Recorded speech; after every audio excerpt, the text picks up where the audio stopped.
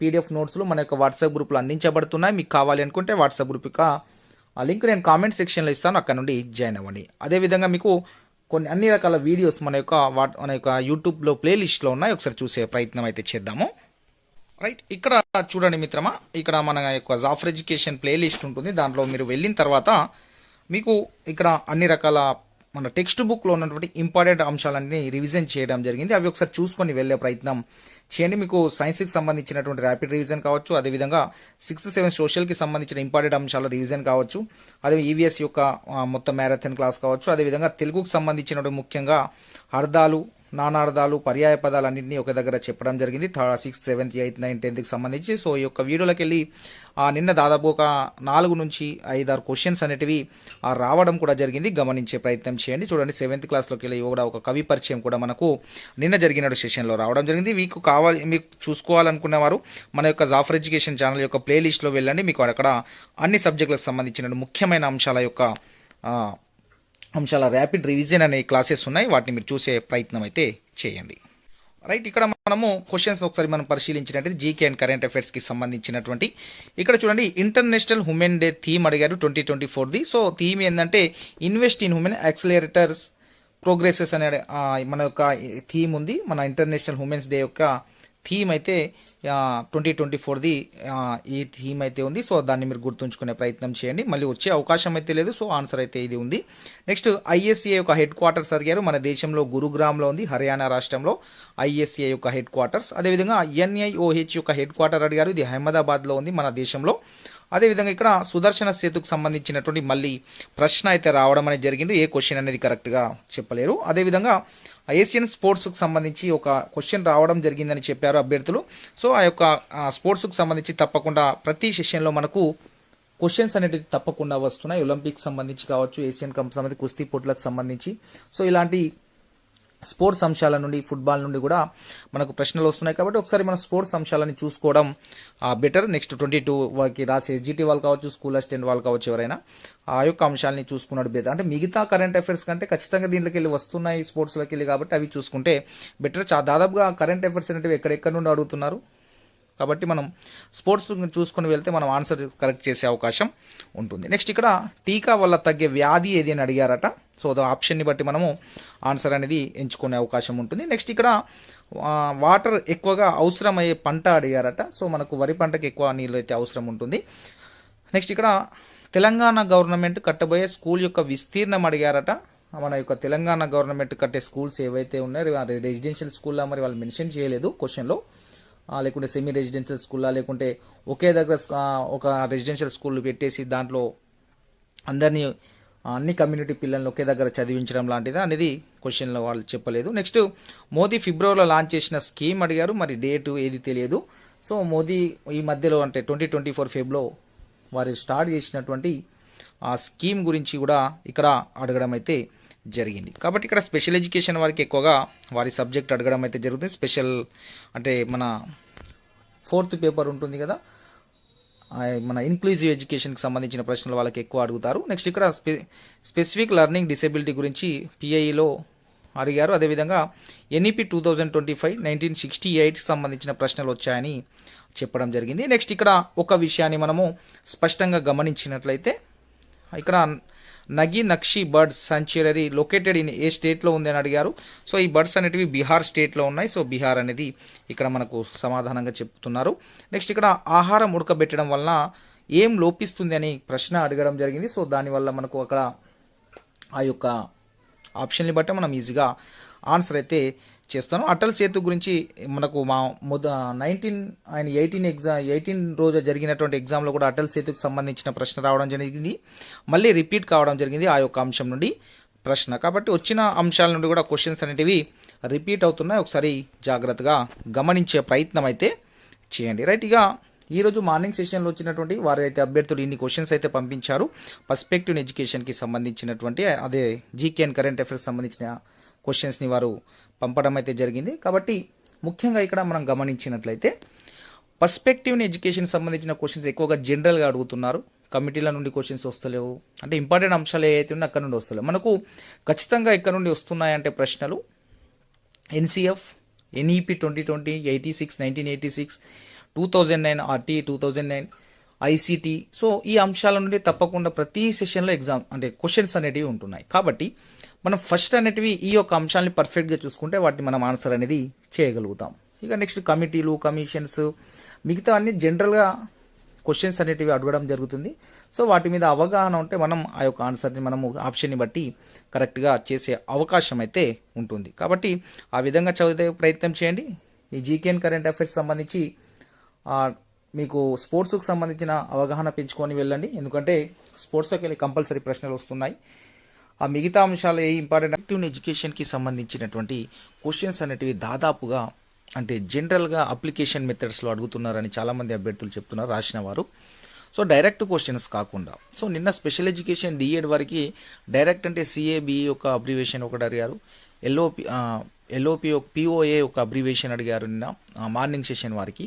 So ఇట్లా కొన్ని direct వచ్చినాయి స్పెషల్ ఎడ్యుకేషన్ వారికి. కానీ జనరల్గా ఎడ్జిటి వాళ్ళు రాసినటువంటి వారికైతే పర్స్పెక్టివ్ ఎడ్యుకేషన్కి సంబంధించినటువంటి డైరెక్ట్ క్వశ్చన్స్ చాలా రామ్మూర్తి కమిటీ తప్ప మిగతావన్నీ అప్లికేషన్లో అడగడం అనేది జరిగింది. రామ్మూర్తి కమిటీ కావచ్చు, ఎన్సీఎఫ్ 2023 ఇది కావచ్చు. సో ఈ కమిటీలు, కమిషన్లకు సంబంధించినటువంటి ప్రశ్నలు అయితే కనిపిస్తలేవు, చదివినాయి అని చాలామంది చెప్తున్నారు. కాబట్టి ఇక్కడ ఎగ్జామినర్ ఏం చేస్తున్నాడంటే ఆ యొక్క అంశాలని అప్లికేషన్గా ప్రస్తుతం ఉన్న వాటికి అప్లై చేసి అడగడం అనేది జరుగుతుంది. కాబట్టి మీరు క్వశ్చన్ చదివిన తర్వాత ఆ యొక్క 4 ఆప్షన్లలో కరెక్ట్గా మీరు ఎంచుకోగలిగితే మీరు ఆన్సర్ అనేది అంటే ఎక్కువ ఆన్సర్స్ రైట్ అయ్యే అవకాశం ఉంది. దాదాపుగా అవి జనరల్గా మనకు అవేర్నెస్ ఉంటే ఆ యొక్క ఆన్సర్ని మనం చేసే అవకాశం ఉంటుంది. పక్కా పర్స్పెక్టివ్ ఎడ్యుకేషన్లో వచ్చే అంశాలు ఏంటి అంటే ఎన్సీఎఫ్ 23, 2005, ఎన్సీఎఫ్ అదేవిధంగా ఎన్ఈపి 2020, 1986, ఆర్టీ 2009, ఐసీటీ. ఈ అంశాల నుండి ప్రతి సెషన్లో క్వశ్చన్స్ ఉంటాయి. కాబట్టి ఈ అంశాల నుండి ప్రశ్నలు వస్తున్నాయి. కాబట్టి ఆ అంశాలని మనం చూసుకొని వెళ్ళి ఆ యొక్క అంశాలకు వెళ్ళి క్వశ్చన్స్ వస్తే మనం ఆన్సర్ చేసే విధంగా ఉండాలి. సో మిగతావి ఎట్లాగో జనరల్గా అడుగుతున్నారు కాబట్టి సో అక్కడ ఉన్న క్వశ్చన్ని బట్టి ఆ యొక్క ఆప్షన్ని బట్టి మన ఆన్సర్ అనేది రైట్ ఆన్సర్ని ఎంచుకునే అవకాశం ఉంటుంది. ఇక జీకే అండ్ కరెంట్ అఫైర్స్ అయితే జీకే అండ్ కరెంట్ అఫైర్స్ అనేది ఇది ఇంపార్టెంట్ అని ఎవరైతే చదివారో అవైతే వస్తలేవు. 6 months నుండి కూడా దాంట్లో కూడా 1-2 ఇట్లా టచ్ చేస్తున్నారు అంతే తప్ప ఎక్కువ క్వశ్చన్స్ జీకే అండ్ కరెంట్ అఫైర్స్లోకి వెళ్ళి అంటే దీంట్లోకి వెళ్ళి అంటే ఇంపార్టెంట్ ఇది వస్తుంది అనేది అయితే వస్తలేదు. వాళ్ళు ఎక్కడో మనం చదవని ఉంటాయి కదా, సో అవి తీసి ఇస్తున్నారు. జీకేలో కూడా 2001 సెన్సెక్స్ గురించి నిన్న డిఎడ్ స్పెషల్ ఎడ్యుకేషన్ వారికి అడిగారంట. క్వశ్చన్ చెప్పలేదు కానీ సెన్సెక్స్ 2001 గురించి ఒక క్వశ్చన్ వచ్చింది సార్ అని చెప్పారు. చూడండి ఎక్కడెక్కడో అడుగుతున్నారు జీకే అండ్ కరెంట్ అఫైర్స్. కాబట్టి ఇవి అన్నీ ఉన్నప్పుడు మనం పర్ఫెక్షన్ అనేది కంటెంట్లో అండ్ మెథడ్స్ ఆర్ట్లో పర్ఫెక్షన్ ఇవ్వాలి ఖచ్చితంగా. అంటే పర్ఫెక్ట్ ఆర్ట్లో క్వశ్చన్స్ ఆన్సర్ చేయగలిగితే మనం కాంపిటీషన్లో ఉండగలుగుతాం. నెక్స్ట్ ఈ యొక్క జీకే అండ్ కరెంట్ అఫైర్స్ కావచ్చు, పర్స్పెక్టివ్ ఎడ్యుకేషన్ కావచ్చు, ఇది కూడా జాబ్ని డిసైడ్ చేసే ఫ్యాక్టర్ అవుతుంది ప్రజెంట్. ఎందుకంటే దీంట్లో ఎక్కువ స్కోర్ చేసిన వాళ్ళు కొద్దిగా ముందు ఉండే అవకాశం అయితే ఉంటుంది స్కోరింగ్లో. జీకే అండ్ కరెంట్ అఫైర్స్లో కొందరికి అనుకోకుండా కూడా కొన్ని రైట్ అయ్యే అవకాశం ఉంటుంది, కొందరికి తెలిసి కూడా తప్పులు పెట్టే అవకాశం ఉంటుంది. మొన్న 19 రోజు రాసినటువంటి ఎడ్జిటి తెలుగు మీడియం అభ్యర్థులు morning session, afternoon session paper అనేది మీరు అనుకున్నంత ఈజీ ఏం లేదు. ఆ క్వశ్చన్స్ కొన్ని ఈజీ ఉండొచ్చు కానీ మీ జాబ్ని డిసైడ్ చేసే క్వశ్చన్స్ చాలా ఉన్నాయి దాంట్లో, టఫ్ క్వశ్చన్స్. మీరు కన్ఫ్యూజ్ అయ్యే తప్పు పెట్టే ఆన్సర్స్ ఉన్నాయి, ఆప్షన్ని బట్టి మీరు కన్ఫ్యూజ్లో పడేటట్టు కొన్ని ఉన్నాయి. కాబట్టి ఇవన్నీ మనము ఎగ్జామినేషన్ నుండి బయటికి వచ్చిన తర్వాత, ఇంటికి వచ్చిన తర్వాత మనం ఒకరినొకరు అడుగుతున్నప్పుడు ఆన్సర్లు మనకు తెలుస్తూ ఉంటాయి చూడండి. సో అప్పుడు మనకు మార్క్స్ అనేవి తెలుస్తా, ఇది తప్పు ఉన్నది, ఇది తప్పు ఉందని. మనకు ఎగ్జామినేషన్ సెంటర్లో అన్నీ మనకు కరెక్టే అనిపిస్తాయి. కాబట్టి ఆ విధంగా చూసుకొని మీకు అంటే మీ యొక్క మార్క్స్ అనేటివి మీకు తగ్గే అవకాశం ఉంటుంది, పెరిగే అవకాశం ఉంటుంది. ఆ యొక్క పేపర్కి అయితే మ్యాక్సిమం మార్క్స్ అంటే టెట్లో 130+ స్కోర్ చేసిన అభ్యర్థికి కూడా 50 నుండి 60 మధ్యలో డిఎస్సిలో చేయగలుగుతున్నారు. అంటే ఎక్కువ మంది కాదు, అంటే 130 టెట్లో ఉన్న అభ్యర్థి 50 నుండి 60 మధ్యలో స్కోర్ ఉందని చెప్తున్నారు. సో దాన్ని బట్టి స్కోర్ ఎంత ఉండాలని అంచనా మీకు తొందరలోనే చెప్పే ప్రయత్నం అయితే నేను చేస్తాను. ఇక్కడైతే మనము నిన్న ఆఫ్టర్నూన్ సెషన్లో వచ్చినటువంటి ప్రశ్నలు ఒకసారి మనం చూసుకున్నట్లయితే కరెంట్ అఫైర్స్కి సంబంధించి స్కూల్ అసిస్టెంట్ వాళ్ళకి వచ్చారు. Who is the highest working CM in India అని అడిగారు. పవన్ కుమార్ చామ్లింగ్ గారు సిక్కిం రాష్ట్రం అతను 5 సార్లు ఇప్పటికీ గెలవడం అనేది జరిగింది. నెక్స్ట్ బులంద్ దర్వాజా ఎక్కడ ఉందని అడిగారు. బులంద్ దర్వాజా ఫతేపూర్ సిక్రీలో ఉంది, ఉదయ రాష్ట్రంలో ఉంది, ఉత్తరప్రదేశ్ రాష్ట్రంలో ఉంది. నెక్స్ట్ ఎల్పిటి ఫుల్ ఫామ్ అడిగారు. LPT full form line printer terminal.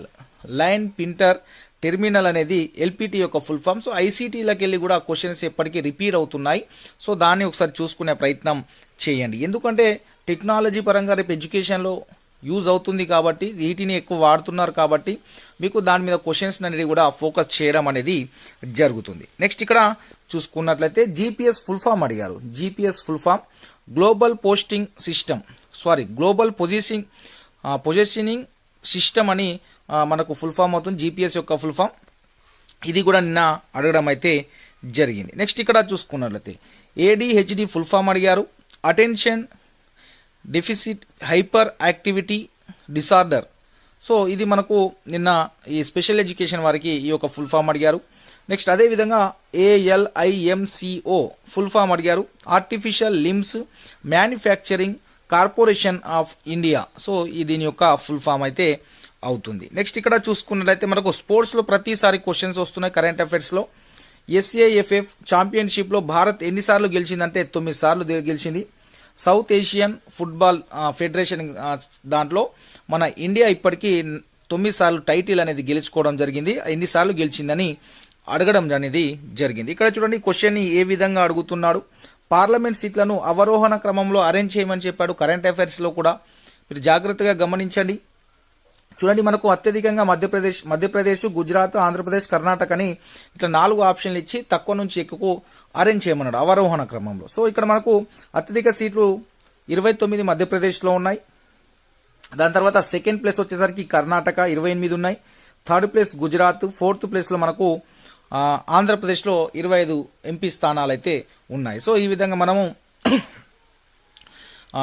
Order క్రమంలో పెట్టాల్సి ఉంటుంది. ఇక్కడ వారు ఆప్షన్లో ఈ సీట్లు ఎన్ని ఉన్నాయని ఇవ్వలేదు, జస్ట్ పేర్లు ఇచ్చారా. నేను మీకు అవగాహన కోసం అనేది నేను రాయడం అనేది జరిగింది. నెక్స్ట్ ఇక్కడ యునైటెడ్ యూనియన్లో లేని దేశం అడిగారు. దాదాపుగా యునైటెడ్ యూనియన్ 193 దేశాలు ఉన్నారు. ఆ ఏ దేశం ఇచ్చారో ఆ యొక్క ఆప్షన్ గురించి మనకు క్లారిటీ లేదు. అదేవిధంగా ఆ క్వశ్చన్ కూడా వారు పంపినటువంటి మిత్రులు మరి కరెక్ట్గా పంపారా లేదా అనేది నాకు అయితే ఐడియా లేదు. సో అక్కడైతే వారు పంపిన దానికైతే ఆన్సర్ అయితే అది ఇవ్వడం అనేది జరిగింది. నెక్స్ట్ ఇక్కడ చూడండి కబడ్డీ గురించి అడిగారట. ప్రో కబడ్డీ గురించి ఒక క్వశ్చన్ అడిగారని చెప్పారు. సో ప్రో కబడ్డీకి సంబంధించి క్వశ్చన్స్ అయితే వచ్చింది, అది ఏది అనేది మాత్రం చెప్పలేదు. నెక్స్ట్ ఇక్కడ AYJNISHD యొక్క ఫుల్ ఫామ్ అడిగారు. ఇక్కడ Ali Yavar Jung national institute of speech and hearing disabilities. ఇది స్పెషల్ ఎడ్యుకేషన్కి వారికి సంబంధించింది కాబట్టి దానికి సంబంధించిన ఫుల్ ఫామ్స్ కూడా ఎక్కువ అడగడం అనేది జరిగింది. నెక్స్ట్ ఇక్కడ చూసుకున్నట్లయితే ఆరోగ్యశ్రీకి ఎంత ఉంది అని అడిగారు. ఆరోగ్యశ్రీకి అంటే డబ్బులు ఎంత ఇంక్రీజ్ చేసింది గవర్నమెంట్, ఇప్పుడు ఎంత లిమిట్ ఉంది. సో ఇప్పుడైతే ఆరోగ్యశ్రీకి 10 lakhs రూపీస్ అయితే వరకు ట్రీట్మెంట్ అనేది ఫ్రీగా ఉంటుంది. 10 lakhs. ఇంతకు ముందు ఆరోగ్యశ్రీకి 5 lakhs ఉండే, 5 lakhs నుండి 10 lakhsకి ఇంక్రీజ్ చేయడం అనేది జరిగింది తెలంగాణ గవర్నమెంట్. రైట్, తెలంగాణ గవర్నమెంట్కి సంబంధించిన ప్రశ్నలు 1-2 తప్ప ఎక్కువ కరెంట్ అఫైర్స్లో కనిపిస్తలేవు మనకు. మొత్తం నేషనల్ వైజ్ హెడ్ క్వార్టర్స్ ఏమున్నాయి, అబ్రివేషన్స్ ఏమున్నాయి, లేకుంటే స్టాక్ జీకే క్వశ్చన్స్ అడుగుతున్నారు. మళ్ళా మీకు చూసుకున్నారైతే స్టాక్ జీకేలో కరెంట్ అఫైర్స్లో మీరు దినపత్రికలో ఏవి 50 years అయిపోయినాయి, ఏవి 100 years అయిపోయినాయి. సో ఇలాంటి క్వశ్చన్స్ వస్తున్నాయి. సో ఇలాంటి లేటెస్ట్ కరెంట్ అఫైర్స్లోకి వెళ్ళి క్వశ్చన్స్ చాలా రేర్గా వస్తున్నాయి. రామ్ సేతుకు సంబంధించి వస్తున్నాయి, నెక్స్ట్ సుదర్శన్ సేతుకు సంబంధించి. సో అక్కడ నుండి ప్రశ్నలు వస్తున్నాయి తప్ప మిగతా కరెంట్ అఫైర్స్ని ఎక్కువగా టచ్ చేయట్లేదు. నెక్స్ట్ సెంట్రల్ స్కీమ్కి సంబంధించినటువంటి విషయాల్ని మీరు చూసుకున్నట్లయితే నరేంద్ర మోదీ లాంచ్ చేసిన స్కీమ్స్ గురించి అడుగుతున్నారు. లేటెస్ట్గా 3వ సారి గెలిచిన తర్వాత కూడా. సో ఆ యొక్క అంశాలను ఒకసారి మన యొక్క వాట్సాప్ గ్రూప్లో నేను ఆల్రెడీ షేర్ చేశాను మీకు అన్ని రకాల సెంట్రల్ స్కీమ్కి సంబంధించి. అదేవిధంగా మీకు నేను ఈ యొక్క స్పోర్ట్స్కి సంబంధించినటువంటి పీడిఎఫ్ కూడా షేర్ చేశాను. దాంట్లోకి వెళ్ళి చాలా ఇప్పటికీ 2-3 క్వశ్చన్స్ వచ్చాయి ఆ యొక్క పీడిఎఫ్లో నుండి కరెంట్ అఫైర్స్కి సంబంధించి. కాబట్టి ఆ స్పోర్ట్స్కి సంబంధించిన కరెంట్ అఫైర్స్ పీడిఎఫ్ని మీరు చూసుకునే ప్రయత్నం కూడా చేయండి ఒకసారి. రేపు ఎగ్జామ్ రాయబోయేవారు కాన్ఫిడెన్స్ లెవెల్తో ఉండండి. క్వశ్చన్ పేపర్ మీకు తెలిసిందే ఉంటుంది. సో ఎగ్జామినర్ మాత్రం మీ యొక్క ఆప్షన్లలో మీకు కన్ఫ్యూజ్ అయితే చేస్తున్నాడు. కాబట్టి ఆ కన్ఫ్యూజ్ కావద్దు అంటే మీరు కాన్ఫిడెన్స్గా ఉండాలి. చాలామంది అభ్యర్థులు మొన్న 19 రోజు రాసిన అభ్యర్థులు టెన్షన్ తోటి ఎక్కువ తప్పులు పెట్టి. సో ఇలా రిపీట్ అంటే ఒక అంశం నుండి క్వశ్చన్స్ అనేటివి వస్తున్నాయి కాబట్టి రాయబోయే మిత్రులు ఎవరైతే ఉన్నారో ఆ యొక్క అంశాలను ఒకసారి చూసుకునే ప్రయత్నం చేయండి. ఇంకో విషయం మిత్రమా, ఇక్కడ చూసుకున్నట్లయితే మీరు ముఖ్యంగా పిఐకి సంబంధించిన కొన్ని విషయాల్ని మనం మాట్లాడుకుందాం. పర్స్పెక్టివ్ ఎడ్యుకేషన్లో దాదాపుగా అప్లికేషన్ క్వశ్చన్స్ వస్తున్నాయి. సో కంపల్సరీ ఎక్కడి నుండి ఎక్కువ బిట్స్ వస్తున్నాయి అనే విషయాన్ని మనం పరిశీలించినట్లయితే ఎన్సిఎఫ్ కావచ్చు, అదేవిధంగా ఆర్టీఈ, ఎన్ఈపి 2020, ఎన్సిఎఫ్ 2023. సో అదేవిధంగా ఐసీటీకి సంబంధించినటువంటి అంశాలు, అంటే ఈ అంశాల నుండి దాదాపుగా ఒక 5 నుంచి 6 క్వశ్చన్లు వస్తున్నాయి. అదేవిధంగా మనకు సైకాలజీ ఉంది కదా, సైకాలజీలో 4 క్వశ్చన్స్ అనేటివి వస్తున్నాయి. ఇవన్నీ కలిపి ఎన్ని క్వశ్చన్స్ అనేవి 10 అయినాయి. అంటే 10 క్వశ్చన్స్ ఈ యొక్క అంశాల నుండి వస్తున్నాయి కాబట్టి ఈ యొక్క అంశాన్ని ఫస్ట్ చూసుకోండి. మిగతా 10 క్వశ్చన్లు వారి ఇష్టమైనటువంటి జనరల్గా అడుగుతున్నారు, అంటే అప్లికేషన్లో అడిగి ఆ యొక్క ఆప్షన్ని బట్టి మనము ఒకసారి దాని మీద మనకు కొద్దిగా అవగాహన ఉంటే మీరు ఆన్సర్ చేయగలుగుతారు. కాబట్టి ఈ యొక్క అంశాలు ఏవైతే ఉన్నాయో 10 ప్రశ్నలు వస్తున్నాయో సో ఆ యొక్క అంశాన్ని పర్ఫెక్ట్గా చూసుకునే ప్రయత్నం చేయండి. అక్కడ మనకు బిట్ అనేది పోకూడదు. మిగతా దగ్గర జనరల్ దాంట్లో పోయినా అంత ఏమి ఇబ్బంది కాదు, మనకు తెలియకుంటే ప్రాబ్లం లేదు. కానీ ఖచ్చితంగా ఇక్కడ నుండి అంశాల నుండి ప్రశ్నలు వస్తున్నాయి కాబట్టి ఖచ్చితంగా మనం ఒకసారి చూసుకుని వెళ్ళే ప్రయత్నం చేయండి రాసే మిత్రులు. అదేవిధంగా ఇంకో విషయం, నేను మీకు ఒక గూగుల్ ఫామ్ని, మన యొక్క గూగుల్ లింక్ని మన యొక్క వాట్సాప్ గ్రూప్లో షేర్ చేశాను. దాంట్లో మీ యొక్క డీటెయిల్స్ని ఎంటర్ చేయండి. మీకు నేమ్ కావచ్చు, మీ టెట్ స్కోర్ కావచ్చు, మీ ఎక్స్పెక్టెడ్ డిఎస్సి మార్క్స్ కావచ్చు, వాటన్నిటిని మీరు ఎంటర్ చేసే ప్రయత్నం చేయండి మిత్రమా. అది మీకే యూజ్ అయ్యి కావడానికి ఆ యొక్క ప్రయత్నం చేస్తున్నాం. మేము ఎక్కువ మందికి షేర్ చేసే ప్రయత్నం చేయండి. నేను ఆల్రెడీ నిన్న వీడియోలో చెప్పాను, ఆ యొక్క లింక్ మన యొక్క వాట్సాప్ గ్రూప్లో పిన్ చేసి కూడా ఉంది. మీ యొక్క మిత్రులకు షేర్ చేసే ప్రయత్నం చేయండి. మళ్ళీ నేను కామెంట్లో కూడా ఆ యొక్క లింక్ నేను పిన్ చేసి పెడతాను. రైట్, ఇక మనము వచ్చినటువంటి ప్రశ్నలు ఒకసారి చూసే ప్రయత్నం అయితే చేద్దాం. రైట్, ఇక్కడ భారతీయ యువ దినోత్సవం ఎవరి జన్మదినం రోజు జరుపుకుంటా మనకు తెలిసినటువంటిదే, స్వామి వివేకానంద, జనవరి 12. ఈ బెంబట్కా గుహాలు ఏ రాష్ట్రంలో ఉన్నాయంటే మధ్యప్రదేశ్ రాష్ట్రంలో ఉన్నాయి, గమనించండి. నెక్స్ట్, రాష్ట్ర ప్రభుత్వ నిధులచే నడిచే విద్యా సంస్థల్లో మత బోధన చేయరాదు అనే ఆర్టికల్ ఏది అని కింద ఆప్షన్లు ఇచ్చారు. 28(1), 28(2), అదే ఆబ్లిక్లో 28(3), 28(4 ఇలా ఇచ్చారు. సో ఇక్కడ మనకు సరైన సమాధానం 28(1) ఆర్టికల్ అనేది మనకు రాష్ట్ర ప్రభుత్వ నిధులచే నడిచే విద్యా సంస్థల మత బోధన చేయరాదని చెప్తుంది. జాగ్రత్తగా గమనించండి. నెక్స్ట్, ఇక్కడ చూసుకున్నట్లయితే 2023 నవంబర్లో జరిగిన ఎన్నికల్లో మహిళా ఎమ్మెల్యే సంఖ్య ఎంత అన్నారు. మన తెలంగాణలో 10 మంది మహిళలు అనేది గెలవడం జరిగింది, మీరు గమనించే ప్రయత్నం చేయండి. నెక్స్ట్, ఇక్కడ సత్యశోధక్ సమాజము ఎప్పుడు ఏర్పడిందని అడగడం జరిగింది. రైట్, ఇక్కడ పట్టెడన్నం ఏ సంధి అని అడిగారు. అదేవిధంగా సత్యశోధక్ సమాజ్ ఏర్పడిన సంవత్సరం అడిగారు. 1874 సెప్టెంబర్ 24న మనకు సత్యశోధక్ సమాజ్ ఏర్పడడం అనేది జరిగింది. రైట్, మనకు సత్యశోధక్ సమాజం 1873 సెప్టెంబర్ 24న ఏర్పడడం జరిగింది. ఈ యొక్క అంశాన్ని మీరు గమనించే ప్రయత్నం అయితే చేయండి.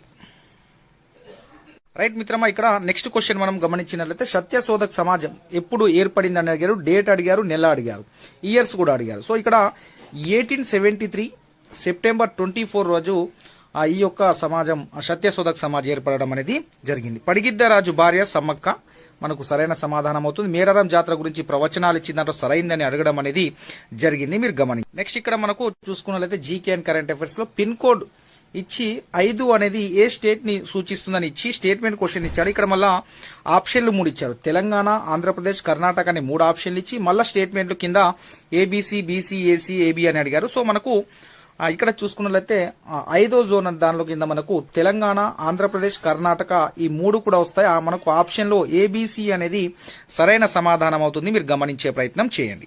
రైట్, ఇక్కడ చూసుకున్నట్లయితే మిత్రమా, ఇక్కడ చూడండి మనకు ఆ పిన్ కోడ్కి వచ్చేసరికి 5 నంబర్ అనేది తెలంగాణ, ఆంధ్రప్రదేశ్, కర్ణాటకను సూచిస్తాయి ఈ జోన్లో. అదేవిధంగా 6 నంబర్ ఒకవేళ 6వ నంబర్ అనేది పుదుచ్చేరి, అదేవిధంగా లక్షద్వీప్, తమిళనాడు, కేరళని సూచిస్తాయి 6వ నంబర్.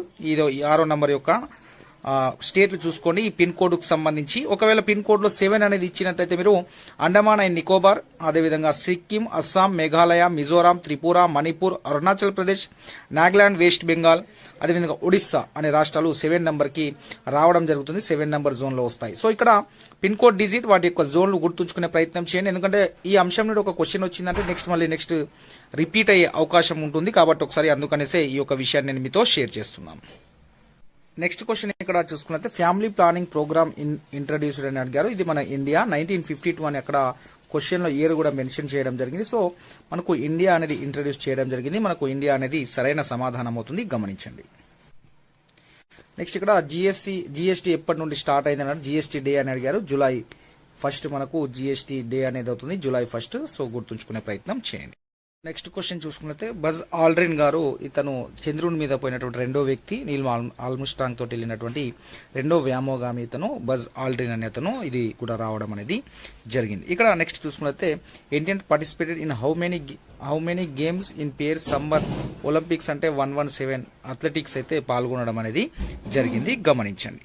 ఇక్కడ పర్స్పెక్టివ్ ఎడ్యుకేషన్ లో పిఐ వికాస సంబంధం అంటే పర్స్పెక్టివ్ లో సైకాలజీ నుండి వచ్చినటువంటి ప్రశ్నలు, వికాస నియమాల్లోకి వెళ్ళి వ్యక్తంతర్గత భేదాల నుంచి ఒక క్వశ్చన్ అయితే రావడం జరిగింది. పియాజే దశల నుంచి కూడా ఒక క్వశ్చన్ రావడం జరిగింది. సృజనాత్మక మీదుగా ఒక క్వశ్చన్ అనేది రావడం జరిగింది, గమనించండి. నెక్స్ట్ ఇక్కడ ఎన్సిఎఫ్ 2023 ప్రకారం పాఠశాల వయసు ఎంత అని ఈ ఆప్షన్స్ ఇవ్వడం జరిగింది. మనకు సరైన సమాధానం 3 to 18 years అనేది సరైన సమాధానం అవుతుంది, గమనించండి. నెక్స్ట్ ఆర్టీ నుండి కూడా ఒక క్వశ్చన్ అనేది రావడం అనేది జరిగింది.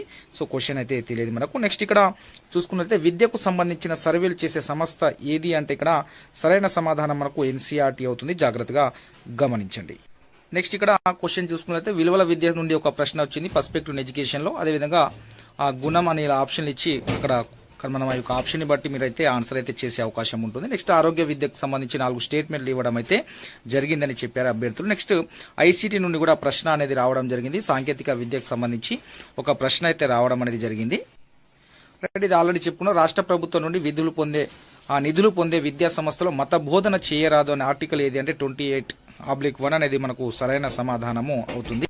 ఇక్కడ సమ్మర్ ఒలింపిక్స్ లో ఎంతమంది ఆడారని కాదు, ఎన్ని క్రీడల్లో పాల్గొన్నారని అడిగారు. సో దాదాపుగా ఒక 16 స్పోర్ట్స్లలో మన ఇండియా వారైతే మన దేశం నుండి పాల్గొనడం అనేది జరిగింది. సో మళ్ళీ కమలాదేవికి సంబంధించి మళ్ళీ క్వశ్చన్ రావడం జరిగింది. మీకు మొన్న వచ్చింది, మళ్ళీ వచ్చింది. ఏ నియోజకవర్గం నుండి ఎంపికైంది నేను అదే చెప్పాను. ఒక అంశం నుండి మళ్ళీ క్వశ్చన్ అనేది రిపీట్ అవుతుంది. టిఎన్ సదాలక్ష్మి యొక్క నివాసం మనకు సరైన సమాధానం బొల్లారం అవుతుంది. బొల్లారంలో ఆమె యొక్క నివాసం ఉంది.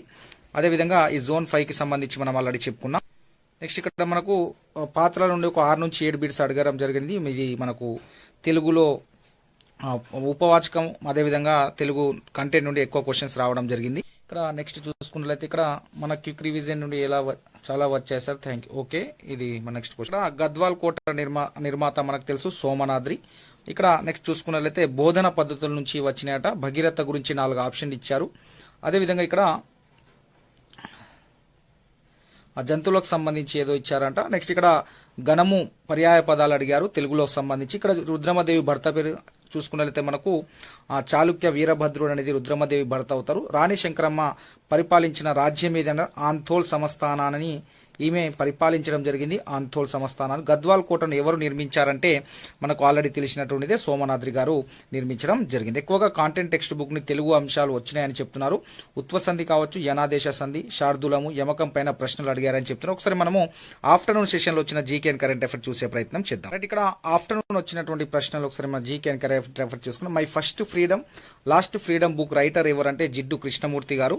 మనకు సరైన సమాధానం అవుతుంది. ఇక్కడ మళ్ళీ ఎరిక్సన్ డెవలప్మెంట్ సంబంధించి ఆఫ్టర్నూన్ సెషన్ లో వచ్చింది పిఐఈలో. ఆఫ్టర్నూన్ సెషన్ లో వచ్చినటువంటి ప్రశ్నలు ఒకసారి చూసే ప్రయత్నం చేద్దాం. ఇక్కడ చూడండి, ఆఫ్టర్నూన్ సెషన్ లో ఎల్కే అద్వానీ బర్త్ ప్లేస్ అడిగారు. కరాచీలో. అతను 1927 లో కరాచీలో జన్మించడం జరిగింది. ఎల్కే అద్వానీ గారు. చూడండి, ఎల్కే అద్వానీకి సంబంధించి ఇంకో ప్రశ్న మళ్ళీ రిపీట్ కావచ్చు, ఖచ్చితంగా చెప్పలేను. ఒకసారి అతని గురించి తెలుసుకునే ప్రయత్నం అయితే చేయండి. నెక్స్ట్ ఇక్కడ అదేవిధంగా నెక్స్ట్ ఇక్కడ తెలంగాణ నియోజకవర్గంలో జనరల్ కేటగిరీలు ఎన్ని ఉంటాయని అడిగారు. సో ఇక్కడ 10% అనేది జనరల్ కేటగిరీ అనేది ఉంటుంది తెలంగాణ నియోజకవర్గాల్లో, గమనించే ప్రయత్నం అయితే చేయండి. నెక్స్ట్ ఇక్కడ చూసుకున్నట్లయితే 2023 ధ్యాన్ చంద్ అవార్డు ఎంతమందికి వచ్చిందంటే 2023లో ఇద్దరికి ధ్యాన్ చంద్ అవార్డు అనేది రావడం జరిగింది.